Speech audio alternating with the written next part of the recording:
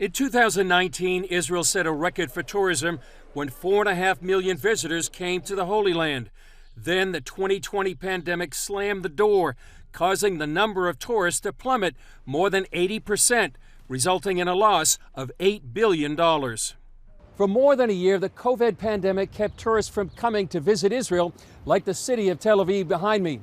Now Israel's tourism ministry has a plan to reopen Israel to the world. We are starting the first pilot on the 23rd of May.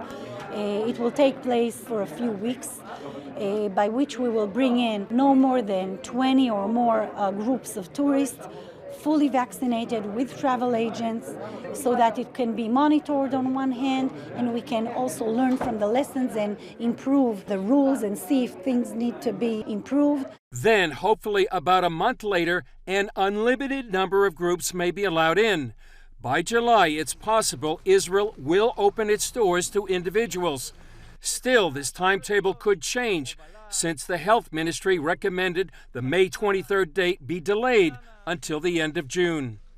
Israel's reopening comes after an aggressive vaccination campaign that's seen most of the population vaccinated, with COVID rates dropping dramatically. Israel is now fully open. The attractions, the restaurants, the hotels, our numbers of COVID-19 cases are getting fewer and fewer every day. We're waiting for you to come.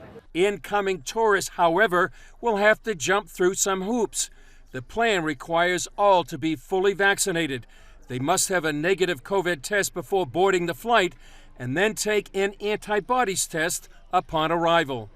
Nearly half of all tourists coming here are Christian, because for many, coming to Israel is like a dream.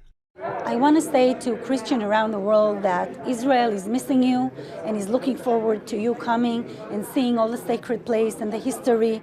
Yet some Christians in the U.S. remain reluctant to get the vaccine. Unfortunately, I don't have very optimistic messages for them.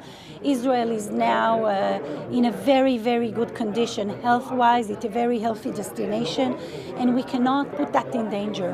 While it's a small start, Israel hopes once again millions of visitors will return to the Holy Land.